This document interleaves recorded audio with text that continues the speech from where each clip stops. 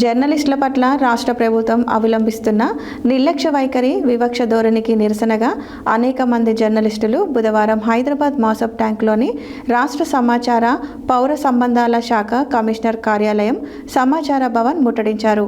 Telangana working journalist federation ఇచ్చిన రాష్ట్ర వ్యాప్త జర్నలిస్టుల చెలో హైదరాబాద్ కార్యక్రమం పిలుపు మేరకు వివిధ జిల్లాల నుంచి పెద్ద సంఖ్యలో తరలి వచ్చిన జర్నలిస్టులు ప్రధాన రహదారిపై ర్యాలీ నిర్వహించారు. అనంతరం INPR కార్యాలయం ఎదుట పెద్ద ఎత్తున నినాదాలు చేస్తూ నిరసన ప్రదర్శన జరిపారు.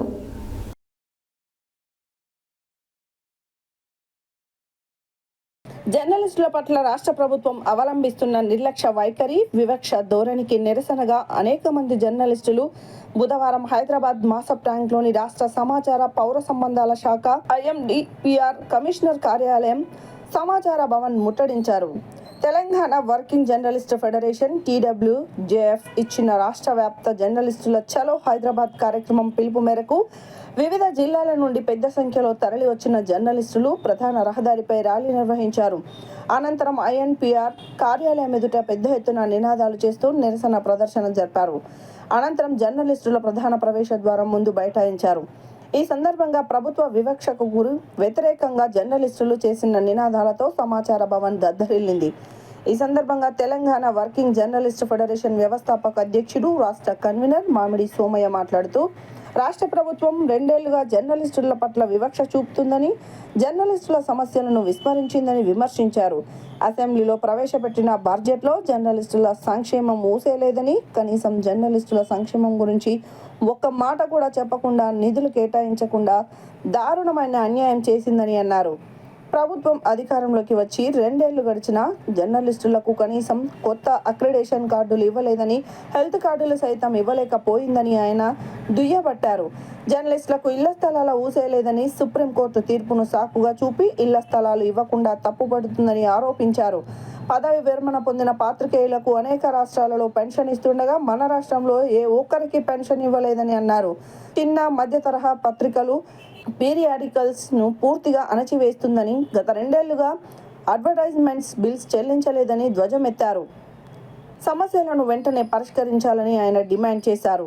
ఫెడరేషన్ రాష్ట్ర కో కన్వీనర్లు బండి విజయ్ కుమార్, వల్లాల జగన్, తన్నీరు శ్రీనివాస్, కుడితాడు బాపురావు, నేషనల్ కౌన్సిల్ సభ్యులు జగదీశ్వర్, ఎర్రమిల్లి రామారావు, రాష్ట్ర నాయకులు కె పాండురంగారావు, పొట్లపల్లి శ్రీనివాస్, మహమ్మద్ రఫీ, పద్మభూషణ్ రావు, ఉమామహేశ్వరరావు, హైదరాబాద్ జిల్లా కన్వీనర్ వి రవి, కో కన్వీనర్లు ఆర్ శ్రీనివాస్ గౌడ్, సంతోష్, బ్రహ్మం, మహిళా నాయకులు సాజిదా, మంజులారెడ్డి, శివపార్వతి, సుస్మిత, తీగవరపు శాంతి, వివిధ జిల్లాల అధ్యక్ష కార్యదర్శులు, రాష్ట్ర కౌన్సిల్ సభ్యులు పాల్గొన్నారు. అనంతరం డిమాండ్లతో కూడిన వినతి పత్రాన్ని INPR డైరెక్టర్ కిషోర్ బాబుకు అందజేశారు. చిన్న పత్రికల బకాయిలు బడ్జెట్లో 100 కోట్లు,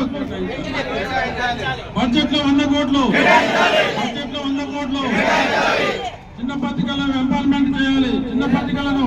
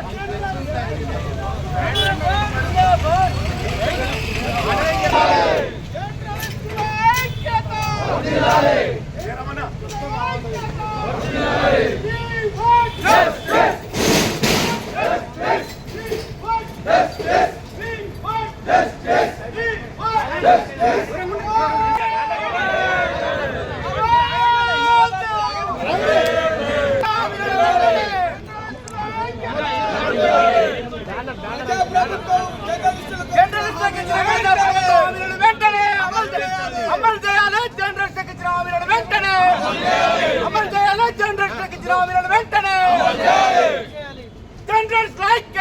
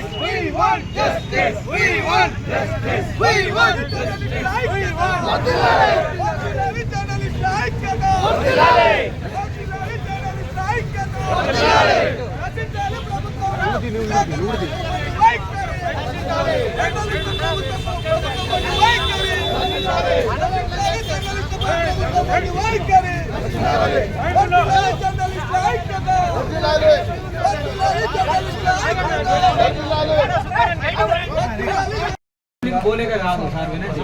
మీరు మా శాఖకు సంబంధించిన వాళ్ళు కానీ మా వేదన చెప్తున్నాం, మీకు అర్థమవుతుందని. కొద్దిగా వాళ్ళకి ఏంటంటే మేము రిప్రజెంటేటివ్గా మాట్లాడతాం, దయచేసి కొనగా మేమంతా వింటాం. సమాచారం మీరు గవర్నమెంట్కి ఇస్తున్నారా లేదా?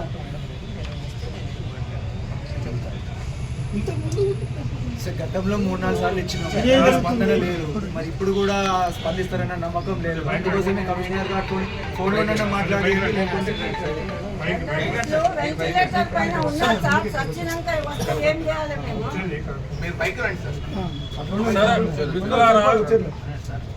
ఇక్కడ కమిషనర్ సమావేశంలో జర్నలిస్టుల బడ్జెట్ వెంటనే. థ్యాంక్ యూ సాజిదాజీ, చాలా ఆవేశంతో మాట్లాడారు. వారు జర్నలిస్ట్ గా పనిచేస్తూ తెలంగాణ ఉద్యమంలో అనేక పోరాటాలు చేశారు. కానీ ఈ రోజు ఇలాంటి గత్యంతర పరిస్థితి వచ్చిందనేది వారి ఆవేదన. ప్రభుత్వాలు మారినా సరే, పాలకులు మారినా మన బతుకులు మారలేదని చెప్పేసి ఆవేదన వ్యక్తం చేశారు. తెలంగాణ తెచ్చుకున్నది ఎందుకు, ఆంధ్ర పాలన వద్దని చెప్పేసి ఆనాడు తెలంగాణ రాష్ట్రం కోసం మనం అనేక పోరాటాలు చేశాం. ప్రత్యక్షంగా పరోక్షంగా జర్నలిస్టులు పోరాటాలు చేశారు. కానీ వాళ్ళు ఏం జరుగుతుంది, జర్నలిస్టులకు ఎక్కడ న్యాయం జరిగింది? ఒక ఇళ్ల స్థలం ఇచ్చే పరిస్థితి లేదు. కనీసం ఒక అక్రిడేషన్ అనేది అది పెద్ద ఉద్యోగం అనుకుంటున్నారు గవర్నమెంట్. కానీ ప్రభుత్వమే దీన్ని క్లియర్ చేసి అక్రిడేషన్ అనేది పబ్లిసిటీ చేసి వీళ్ళు అక్రిడేషన్ కార్డు లేకుండా సతాయించడం అనేది చాలా దుర్మార్గం, అన్యాయం. అదేవిధంగా మధ్యతరగతి చిన్న తరగతి ఇచ్చిన అడ్వర్టైజ్మెంట్ బిల్లులు 2 సంవత్సరాలు రాకపోతే ఆకలితో అలమటిస్తూ వాళ్ళ పేపర్లు ఇయ్యాలా మూసేసుకోవాలని ఆందోళన చెందుతున్నారు. కాబట్టి ప్రభుత్వానికి ఎందుకు సిగ్గు లేదు, అధికారులకు ఎందుకు సిగ్గు లేదు, ఈ సంఘాలకు ఎందుకు సిగ్గు లేదు అని చెప్పేసి అలా మనం అడగాల్సి వచ్చినది. శరత్ మంచి నమస్సుమాంజలు తెలియపరుచుకుంటూ మా యొక్క తెలంగాణ జర్నలిస్టుల పాత్రికేయుల సోదరులకు, రక్షణ శాఖకు, తెలంగాణ INPR అధికారులకు, వినని ఉన్న తెలంగాణ ప్రభుత్వాలకు కూడా శరత్ మంచి నమస్సుమాంజలు తెలియపరుచుకుంటున్నాను. ఈ రోజు మన కోసము మనకు తెలంగాణ వర్కింగ్ జర్నలిస్ట్ ఒక పిలుపునిచ్చింది.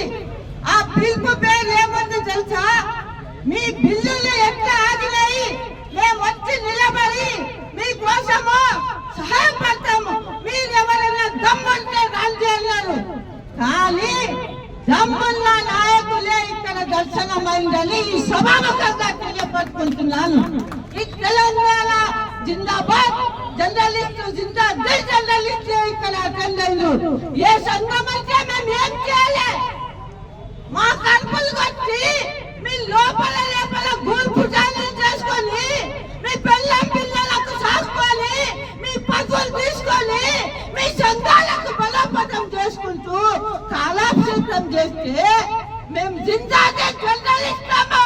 తెలంగాణ ఉద్యమంలో జైలు పోయి చిప్పకూర్చుని 150 కేసులు పెట్టుకొని చల్లులాగా తిరిగి ఈ రోజు వరకు కూడా జర్నలిస్టుగా మిగిలినమంటే ఆ దేవుడిచ్చిన మాకు ఆశీర్వాదము, అమరులైన తెలంగాణ బిడ్డల దీవెన మాకు ఎంత ఉన్నది.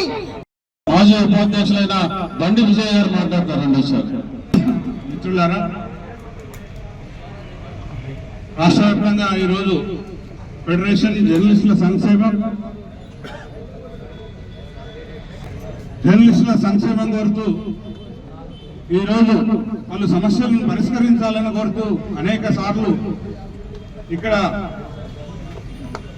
వినతి పత్రాలు ఇచ్చినప్పటికీ రాష్ట్ర ప్రభుత్వంలో కనీస స్పందన కూడా లేకుండా కాంగ్రెస్ పార్టీ ప్రజాపాలన ఏర్పడి 28 నెలలు అయినప్పటికీ అనేక అడ్వర్టైజ్మెంట్స్ ఇచ్చి ఒక చిల్లి గవ్వ కూడా ఈ రాష్ట్ర ప్రభుత్వం నుండి జర్నలిస్టులకు అందించకుండా జర్నలిస్టుల కడుపు కోత మిగిలిస్తున్న ఈ ప్రజాపాలన ప్రభుత్వం, ఈ సమాచార శాఖ అధికారులు, సమాచార శాఖ మంత్రి, రాష్ట్ర ఆర్థిక మంత్రి, రాష్ట్ర అనేక మంది జర్నలిస్టులు ఆరోగ్యం బాగలేక చనిపోతుంటే వెల్నెస్ సెంటర్లు పెట్టినా అందులో మందులు దొరకకుండా, సరైన వైద్యం లేకుండా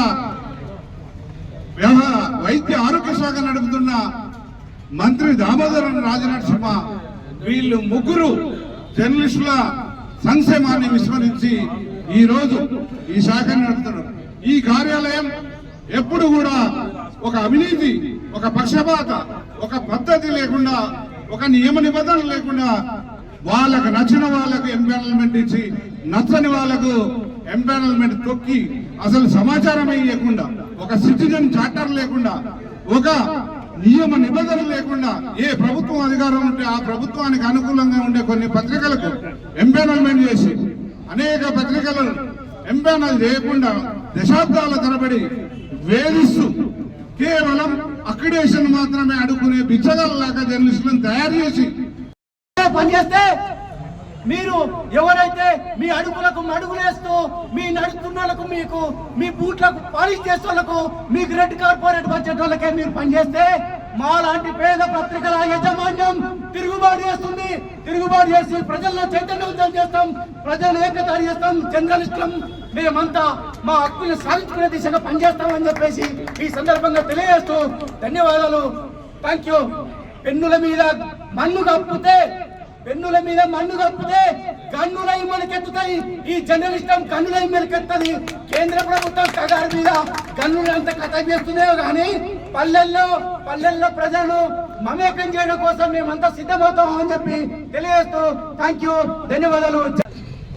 ప్రతి మండలంలో 10 నుంచి 15 మంది వాళ్ళు ప్రభుత్వ కార్యక్రమాలని ప్రచారం చేస్తారు కదా, వాళ్ళ పత్రికల్లో ప్రింట్ చేస్తారు కదా, అది చేయండి అని మేము ఇక్కడ జర్నలిస్టు తరఫున డిమాండ్ చేస్తున్నాం. ప్రతి పత్రికకి లేదా ప్రతి జర్నలిస్ట్కి నెలకి 25,000 రూపాయలు తగ్గకుండా అడ్వర్టైజ్ ఇచ్చి వారి ద్వారా ప్రభుత్వం వాళ్ళ స్వేచ్ఛ వారికే ఉంటుంది. వాళ్ళ పత్రికల్లో వాళ్ళు రాసుకుంటారు.